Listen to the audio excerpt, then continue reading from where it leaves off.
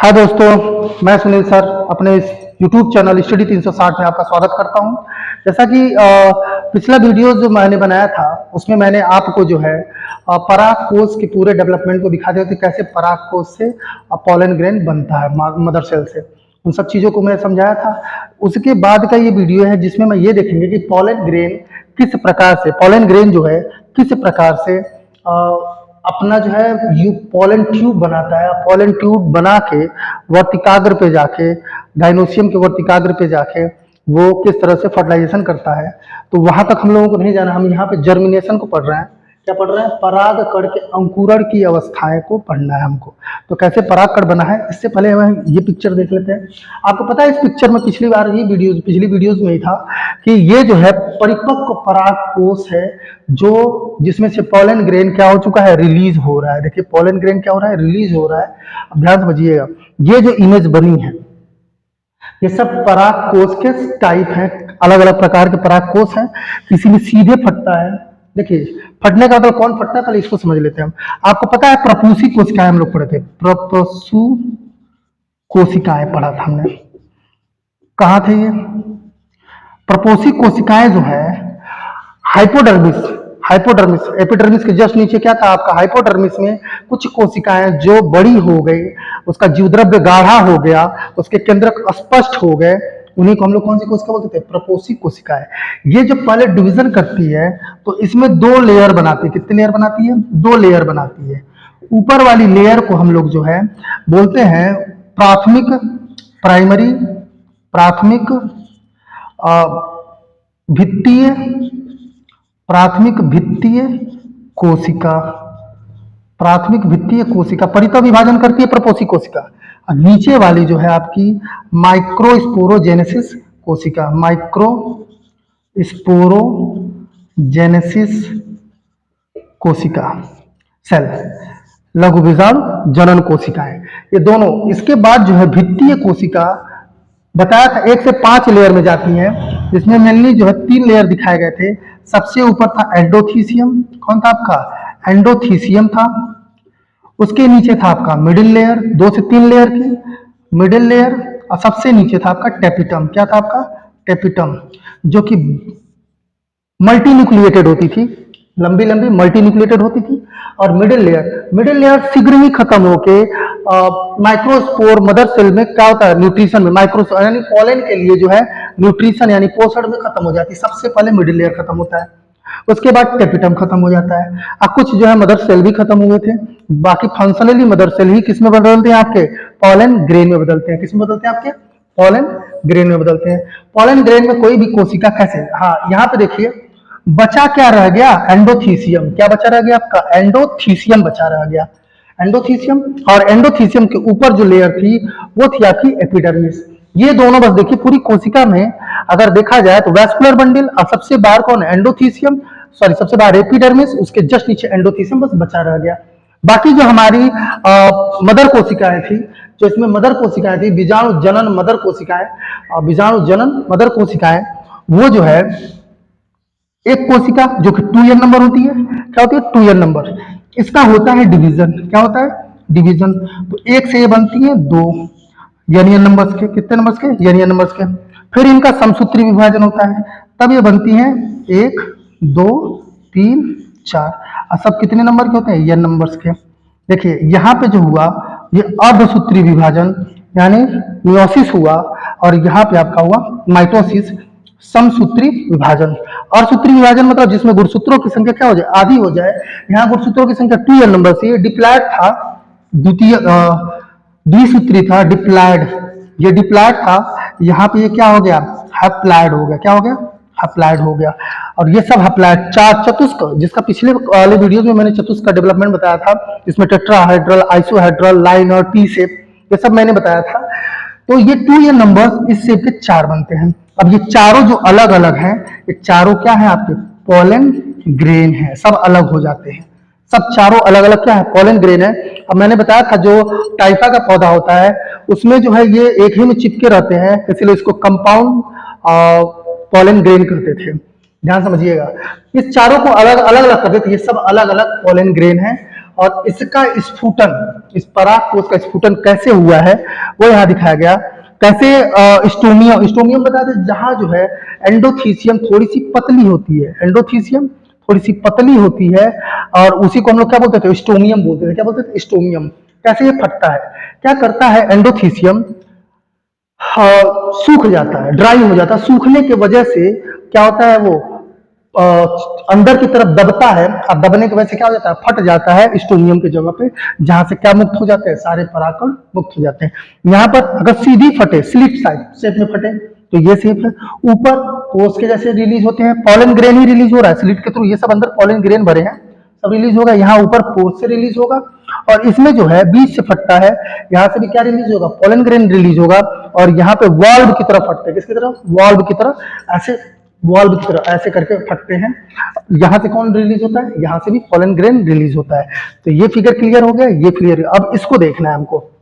हमारा जो टॉपिक है कि स्फुटन के बाद जो है परागकण, स्फुटन के बाद परागकण नष्ट हो जाते हैं, सॉरी परागकण रिलीज।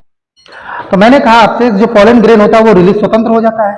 अब पॉलन ग्रेन यानी परागकण का ही दूसरा नाम है लघु बीजाणु। अब उसको हम लोग समझते हैं कि इसका डेवलपमेंट कैसे हुआ। ये पॉइंट तो क्लियर हो गया था। और जो ये माइक्रो स्पोरोजेनेसिस था, यही कोशिकाएं जो है बाद में 2 से 3 डिवीजन करके कई सारी मदर कोशिकाएं बनाती हैं। कई सारी मदर कोशिकाएं जो है उसमें से कुछ फंक्शनल वर्क करती हैं, कुछ काम नहीं कर पाती हैं, डेथ कर जाती है। जो डेथ कर जाती है वो पोषण में यूज हो जाती हैं और जो फंक्शनल, जो क्रियात्मक जो कार्य करती हैं, उनका जो है क्या होता है, आपका पहले अर्धसूत्री विभाजन होता है और सूत्री विभाजन से दोनों एन नंबर्स में बदल के 2 सेल बनते हैं एन नंबर्स के। फिर इनका समसूत्री विभाजन होगा तो एक कोशिका 2 बनाएंगे, एक कोशिका 2, टोटल कितने बनाते हैं, 4, चारों आपस में यही है। ठीक है। अब जो हम लोग बात करने वाले हैं वो हमारे सामने है माइक्रोस्पोर्स। क्या है ये, माइक्रोस्पोर्स हैं या पॉलन के माइक्रोस्पोर और पॉलन ग्रेन, और पॉलन ग्रेन। पॉलन ग्रेन की हिंदी होती है परागकण। क्या होता है, परागकण। और माइक्रोस्पोर्स की होती है लघु, माइक्रो स्पोर मतलब होता है बीजाणु, लघु बीजाणु। ठीक है ना, ये दोनों सेम है, परागकण कहिए या लघु बीजाणु कहिए, दोनों का बात एक ही है। अब मैंने कहा कि लघु बीजाणु यानी माइक्रोस्पोर, और दूसरा मैंने क्या कहा पॉलन ग्रेन या परागकण, ये दोनों एक ही नाम है, परागकण। अब इसका अंकुरण किस प्रकार हुआ, आपको पता है कि जब मैंने अभी मदर सेल जब दिखा था, मदर सेल डिवीजन करके ऑलरेडी पॉलन ग्रेन में हैप्लॉइड, पॉलन ग्रेन क्या होती है, हैप्लॉइड होती है। क्या होती है, हैप्लॉइड। हैप्लॉइड मतलब अगुणित होती है। कैसी होती है, अगुणित। इसमें गुणसूत्रों की संख्या जो होती है वो n नंबर्स होती है। क्या होती है आपकी, n नंबर्स होती है। और आपको पता है कि n नंबर्स को युग्मक कहते हैं। क्या कहते हैं, युग्मक, गैमीट। क्या गैमीट क्या होता है, कुछ चीजें आपको यहाँ पे मैंने, मेरा फर्स्ट वीडियो जो बायोलॉजी था उसमें गैमेटोफाइट और स्पोरोफाइट्स के बारे में बताया था।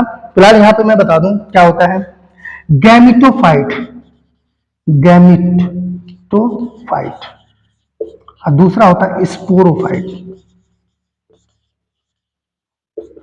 क्या होता है गैमेटोफाइट, गैमेटोफाइट जो होता है, गैमीट, गैमीट होता है n नंबर्स। क्या होता है, n नंबर, यानी युग्मक होता है। क्या होता है, युग्मक, इसकी हिंदी होती है युग्मक। ठीक है ना, युग्मक और युग्मक, मदर का n नंबर्स, मदर का n नंबर्स, फादर का n नंबर्स, यानी मेल का n और फीमेल का n मिलके ही क्या बनाते हैं, 2n नंबर्स बनाते हैं। इसको बोलते हैं युग्मनज। क्या बोलते हैं, युग्मनज। जब n नंबर था तो ये क्या था, आपका युग्मक था। जब ये n नंबर था तो ये युग्मक था।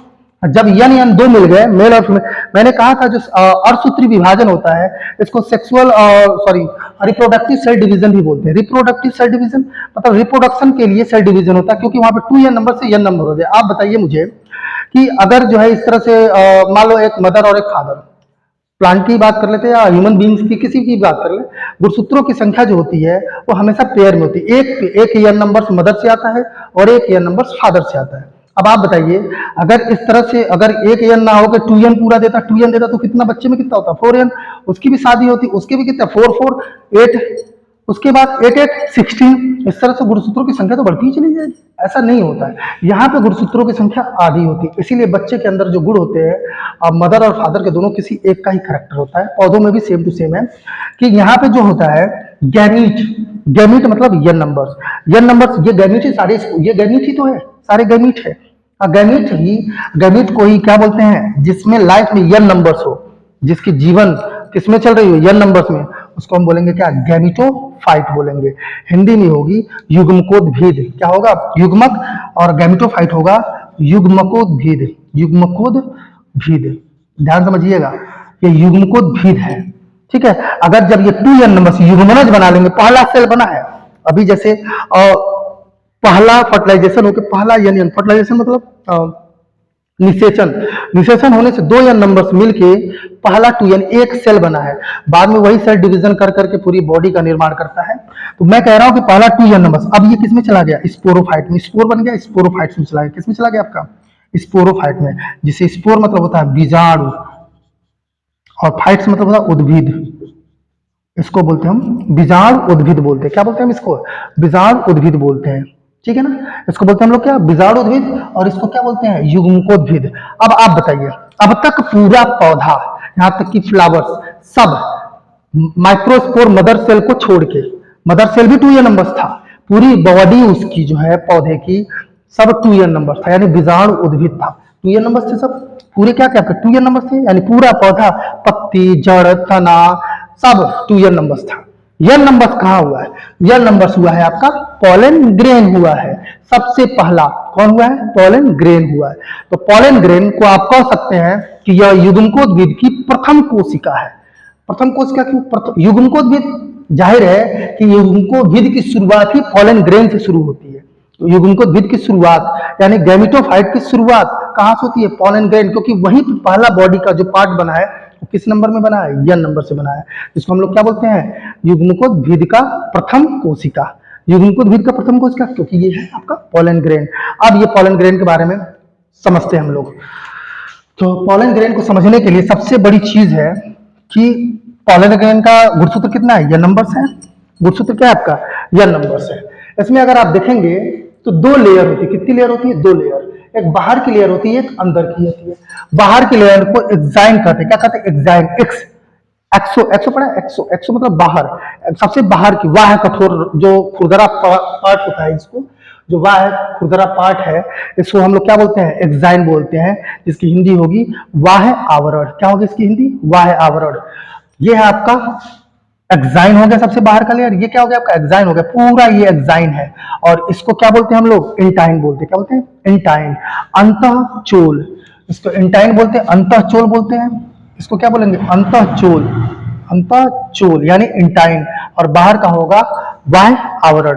जो वाह्य आवरण होता है, यानी जो वाह्य चोल होता है, वाह्य चोल या वाह्य आवरण कहिए, एक्साइन और इन, इन मतलब अंदर, एक्स मतलब बाहर, बाहर जो है एक्साइन, अंदर जो है इन, इंटाइन।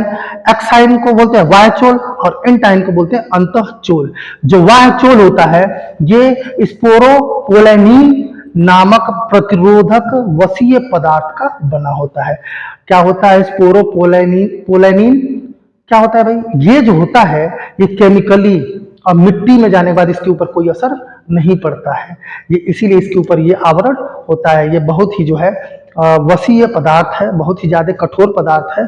और इसको जो है, ये क्यों ऐसा होता है, ये अपने अस्तित्व को बचाने, क्योंकि इसका होता है परागण। क्या होता है, परागण, परागण मतलब मेल से किस पे जाना, फीमेल के वर्तिकाग्र तक पहुंचना, ये क्या कहलाता है आपका, परागण कहलाता है। कि मेल के बॉडी से फीमेल के वर्तिकाग्र पे पहुंचना, ये क्या कहलाता है आपका, परागण कहलाता है, परागकण का पहुंचना। अब परागकण जब इतने जंतुओं द्वारा, कहीं कहीं जैसे आपने सुना होगा कि बहुत सारे पक्षियों से मधुमक्खी, भौरों और जो है हाथी के पैर से तक जो है मेल सेक्स ऑर्गन फीमेल पे जाते हैं।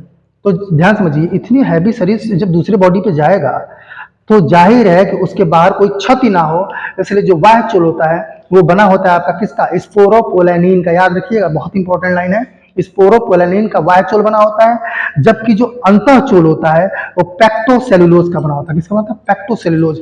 अंदर वाला लेयर वाह्यचोल, वाह्यचोल, ठीक है ना। वाई एक्साइन, क्या है एक्साइन, ये बना होता है आपका स्पोरोपोलेनिन का, स्पोरोपोलेनिन का बना होता है। स्पोरोपोलेनिन एक वसीय पदार्थ है, क्या है, एक वसीय पदार्थ है। वाइचोल एक्साइन। अब बात करेंगे इंटाइन की, किसकी बात करेंगे, इंटाइन की, अंतःचोल, अंतःचोल यानी इंटाइन। अगर इंटाइन की बात करें तो ये बना होता है पेक्टोसेलुलोज, किसका बना होता है, पेक्टोसेलुलोज, पेक्टोसेलुलोज का बना होता है, ठीक है ना। ये दो चीजें लाइन इंपॉर्टेंट है आपका, कि जो ये आपका माइक्रोस्पोर पोलन ग्रेन होता है, पोलन ग्रेन के जो दो लेयर होते हैं, सबसे बाहर जो खुरदरा लेयर होता है, कठोर लेयर होता है, जो बाहरी खुरदरा कठोर लेयर होता है जिसे वायचोल कहते हैं, वो आपका स्पोरोपोलेनिन का बना होता है। और जो अंतःचोल होता है, अंतःचोल यानी इंटाइन जो होता है, वो आपका पेक्टोसेलुलोज का बना होता है। एक बीजपत्री में जो छिद्र होते हैं, पॉलन ट्यूब निकलने के लिए जो छिद्र होता है वो सिर्फ एक होता है, जबकि जो द्विबीजपत्री होते हैं, जो द्विबीजपत्री होते हैं उसमें जो है, उसमें छिद्र की संख्या 2 से 3 हो सकती है, ठीक है ना। यानी याद रखिएगा, एक बीजपत्री में एक छिद्र होता है और द्विबीजपत्री में 3 होते हैं, ठीक है ना। छिद्रों की संख्या, जैसे अब मैं यहाँ पे देख रहा हूँ, तो यहाँ पे मैंने कितना छिद्र दिखाया, छिद्र का डाइजेशन देखिए, एक ही ट्यूब निकल रहा है, जरूरी नहीं है, जरूरी ये है कि आखिर उस ट्यूब का निर्माण कहाँ हो रहा है, ठीक है ना। कह रहा है कि स्वतंत्र होने के पूर्व, जब भी स्वतंत्र होगा परागकण, तो परागकण का क्या होगा, अंकुरण होगा, क्या होगा, अंकुरण होगा। अंकुरण सर्वप्रथम जो है एमिसी ने 1824 में, एमिसी याद रखिएगा, जो पोलन ट्यूब होता है ना, पोलन ट्यूब की जो खोज की थी एमिसी ने किया था, कब किया था, 1824 में किया था। एमिसी, जीबी एमिसी ने कब किया था, 1824 में किया था। इस प्रक्रिया में सर्वप्रथम परागकण का जो केंद्रक होता है, परागकण की भित्ति की तरफ जाता है, देखिए ये परागकण का केंद्रक है, किधर गया, भित्ति की तरफ गया, भित्ति की तरफ जाके क्या करता है, सेल डिवीजन। कौन सा सेल डिवीजन होगा बताइए, ये जो डिवीजन होगा वो समसूत्री विभाजन होगा। कौन सा विभाजन होगा, समसूत्री विभाजन होता है। और समसूत्री विभाजन से दो केंद्रक बनते हैं, कितने बनते हैं, दो, एक बड़ा केंद्रक बनता है और एक बनता है आपका छोटा केंद्रक। समझ रहे हैं आप, जब इसका डिवीजन होगा तो दो केंद्रक बनते हैं, एक केंद्रक दो, एक छोटा बना, एक क्या बना, बड़ा बना। जो बड़ा बनता है उसको बोलते हैं हम लोग वर्धी केंद्रक, क्या बोलेंगे उसे, वर्धी केंद्रक, या ट्यूब न्यूक्लियस बोलते हैं उसे, क्या बोलते हैं, ट्यूब न्यूक्लियस, नली केंद्रक बोलते हैं, वेजिटेटिव न्यूक्लियस, वर्धी कोशिका, या फिर हम उसे क्या बोलते हैं, ट्यूब न्यूक्लियस, क्या बोलते हैं उसको, ट्यूब न्यूक्लियस। और जो छोटा होता है उसको बोलते हैं जनरेटिव न्यूक्लियस, क्या बोलते हैं, जनरेटिव न्यूक्लियस यानी जनन केंद्रक, क्या बोलते हैं इसको, जनन केंद्रक। याद रखिए इसमें सबसे बड़ी चीज, पहले था एक केंद्रक, ये किधर जाता है, इंटाइन की तरफ, वॉल की तरफ जाता है, और वॉल की तरफ जाके इसका क्या हो जाता है, डिवीजन हो जाता है, सेल डिवीजन होता है। कौन सा सेल डिवीजन होता है, समसूत्री विभाजन होता है। कौन सा विभाजन होगा, समसूत्री विभाजन होगा। समसूत्री विभाजन मतलब अभी एन ही नंबर है ना, कौन सा नंबर है ये, एन नंबर से है, ध्यान समझिएगा, कौन सा नंबर से है, ये परागकण है एन नंबर से, ये भी एन नंबर से, ये भी क्या होगा आपका एन नंबर के दो बनेंगे, यानी ये भी एन नंबर से और ये भी क्या आपका एन नंबर से, ठीक है ना। तो यहाँ पे जो समसूत्री विभाजन का मतलब कोशिका के अंदर जो गुणसूत्र है उनकी संख्या उनके पुत्री कोशिका यानी डॉटर सेल में भी उतनी ही होती है, यानी एन नंबर्स के दो बनते हैं। एक जो बड़ा होता है उसको बोलते हैं ट्यूब न्यूक्लियस, और जो छोटा होता है उसको बोलते हैं जनरेटिव न्यूक्लियस या जनन केंद्रक बोलते हैं। कुछ समय बाद, जैसे कुछ समय बीतता है, इसके चारों तरफ क्या आ जाता है, कोशा द्रव्य आ जाता है, कोशिका द्रव्य आ जाता है, क्या आ जाता है, कोशिका द्रव्य। अब थोड़ा सा आपको समझना पड़ेगा कोशिका द्रव्य और जीव द्रव्य के बारे में, तो समझते हैं हम इसको भी। कोशिका द्रव्य, एक कोशिका की अगर बात करें तो कोशिका में होता है केंद्रक, इस पूरे पोर्शन को हम लोग बोलते हैं जीव द्रव्य, क्या बोलते हैं, सॉरी, अगर हम बात करें तो इस पोर्शन को, इसको बोलेंगे हम केंद्रक द्रव्य या केंद्रक। केंद्रक के अंदर होता है केंद्रक द्रव्य, और ये जो पोर्शन बचा पूरा चारों तरफ, इसको बोलेंगे हम क्या, कोशिका द्रव्य, क्या बोलेंगे, कोशिका द्रव्य यानी साइटोप्लाज्म, और यह न्यूक्लियस, कोशिका द्रव्य या साइटोप्लाज्म, इन दोनों को मिलाकर बनता है प्रोटोप्लाज्म या जीव द्रव्य बनता है, प्रोटोप्लाज्म। वैसे अगर हम सेल के पार्ट्स को डिवाइड करें तो 3 पार्ट्स में डिवाइड होता है, वैक्यूल, जीव द्रव्य, प्रोटोप्लाज्म और सेल वॉल, 3 पार्ट्स में। जीव द्रव्य की बात करें, जीव द्रव्य सिर्फ 2 ही पार्ट्स में जाता है, नहीं सॉरी, जीव द्रव्य भी 2 पार्ट्स में जाता है, 3 पार्ट्स में, कोशिका द्रव्य, केंद्रक और वैक्यूल रिक्तिका में जाता है। पूरा जीव द्रव्य में यही तीनों पार्ट्स होते हैं, जिसमें मेनली आपका कोशिका द्रव्य और केंद्रक होता है। यहाँ पर कोशिका द्रव्य यानी साइटोप्लाज्म से है। जब ये न्यूक्लियस यहाँ आया, इसको चारों तरफ जो है कुछ कोशिका द्रव्य आके इसको क्या कर लेती है, कवर कर लेती है। कुछ जो है कुछ समय बाद जो है कोशिका द्रव्य एकत्रित हो जाती है इसके तरफ, चारों तरफ जनरेटिव न्यूक्लियस यानी जनन केंद्र के चारों तरफ से पूरा घेर लेती है। किसको घेर लेती है? जनरेटिव कोशिका केंद्रक, जनन केंद्रक को क्या कर लेती है? ऐसी अवस्था में परागकण परागकोश से मुक्त हो जाते हैं और अंकुरण के स्टिग्मा पर पहुंच जाते हैं। अब क्या होगा, ये पूरा हुआ। पहले क्या होता है, ये इसके कोशिका द्रव्य इससे मिल गए और कोशिका द्रव्य धीरे धीरे जो है क्या बना लेता है, एक जनरेटिव ट्यूब सीधी लंबी सी बन गई। फिर बाद में क्या होता है, जनरेटिव इस शेप का बनता है, ठीक है ना। और ये जो आप देख रहे हैं ये कौन सा है, ट्यूब न्यूक्लियस है। कौन सा न्यूक्लियस? ट्यूब न्यूक्लियस है। उसके बाद जो जनरेटिव सेल न्यूक्लियस होता है वो क्या करता है, अपना डिवीजन करता है। क्या करता है? डिवीजन करता है, सेल डिवीजन करता है। और यहाँ से अगर देखेंगे तो यहाँ से पोलन ट्यूब निकलनी स्टार्ट हो गई, पराग नली निकलना स्टार्ट हो गया। और ये ट्यूब जो है, सॉरी ये न्यूक्लियस जो जनन न्यूक्लियस है, जिसे हम लोग क्या बोलते हैं, मेल गैमीट का निर्माण करती है। मेल गैमीट्स, इसी को क्या बोलते हैं हम लोग, मेल गैमीट्स बोलते हैं। देखिए आ गया गैमीटोफाइट, यहाँ पे वर्ड आ गया मेल गैमीट, मतलब नर युग्मक। किसका निर्माण करती है? नर युग्मक। दोनों बन गए, 2 नर युग्मक बनते हैं। और एक होता है ट्यूब न्यूक्लियस। ट्यूब न्यूक्लियस आपको पता है कि कोई भी कोशिका बिना जो है न्यूक्लियस के जिंदा रह ही नहीं सकती। ये है वो आपका ट्यूब न्यूक्लियस जो इस पे कंट्रोल करती है। यहाँ पे जो हमारी जनन केंद्रक है, इसने अपना डिवीजन किया और 2 मेल गैमेट्स बनाए। कितने मेल गैमेट्स बनाए? 2। उसके बाद ये ट्यूब लंबी हुई, ट्यूब की तरफ सबसे आगे जो जाती है, सबसे पहले इसमें चली जाएगी कौन सी? Tube nucleus. सबसे आगे जो होती है वो कौन सी होती है? ट्यूब न्यूक्लियस होती है। और उसके ऊपर 2 जो होते हैं, ये दोनों क्या कहलाते हैं आपके? Male gametes. और इसको क्या बोलते हैं हम लोग? पोलन ट्यूब बोलते हैं। क्या बोलते हैं? Pollen tube. अब यहाँ पे आपको थोड़ा सा एक बार और रिवीजन कर दूं इसे, क्योंकि इसके बाद इसका जो डेवलपमेंट होगा वो सीधे के सीधे आपका कहाँ होगा? स्टिग्मा पर पहुंचता है और वहीं पे जो है इसका सारा स्टार्ट होगा। तो उसको तो हम लोग जब जायांग पढ़ लेंगे, कार्पेल पढ़ लेंगे, गाइनोसियम या फिर आपका ओवा अंडक कार्पेल पूरा जब पढ़ लेंगे तब हम पढ़ेंगे क्या? निषेचन या फर्टिलाइजेशन, ग्लूकोज का फॉर्मेशन। फिलहाल यहाँ देखते हैं फिर से। मैंने कहा कि सबसे बाहर की जो लेयर है, सबसे बाहर की लेयर वो आपका तो जो सबसे बाहर की जो लेयर है जिसे हम लोग क्या बोलते हैं? एक्साइन बोलते हैं। एक्साइन जो होता है आपका स्पोरोपोलेनिन का बना होता है, जो कि एक कठोर और खुरदरा आवरण होता है। उसके बाद हम बात करेंगे अंत की, इंटाइन की। देखिए यहाँ पे है टॉपिक, सबसे बाहर एक्साइन, फिर इंटाइन। ये कौन है? आपका केंद्रक है। केंद्रक के अंदर n नंबर ऑलरेडी है, युग्मकोद्भिद है। युग्मकोद्भिद का पहले कोशिका है, पोलन ग्रेन युग्मकोद्भिद की पहली कोशिका है। n नंबर इसका पहले क्या हुआ? धीरे धीरे ये डेवलप हुए और इसका डिवीजन हुआ। यहाँ से फिर से एक बार समझ लीजिए, केंद्रक है, ये आपका एक्साइन है, और ये क्या आपका इंटाइन है। एक्साइन जो है स्पोरोपोलेनिन का बना होता है और इंटाइन जो है आपका वो आपका पेक्टोसेलुलोज का बना होता है। पेक्टोसेलुलोज और स्पोरोपोलेनिन। उसके बाद हम बात करेंगे इसमें कि इसके सेल का क्या होने लगता है? डिवीजन होने लगता है। और ये जो पोर देख रहे हैं यही जर्म पोर है। कौन सा पोर है? इसको बोलते हैं जर्म पोर। आपको मैंने बताया था कि एक बीजपत्री में जो जर्म पोर होते हैं वो 1 होते हैं, जबकि जो द्विबीजपत्री होते हैं उसमें जन्म छिद्र 3 होते हैं। एक बीजपत्री यानी मोनोकोटिलिडेंस और द्विबीजपत्री यानी डाइकोटिलिडेंस।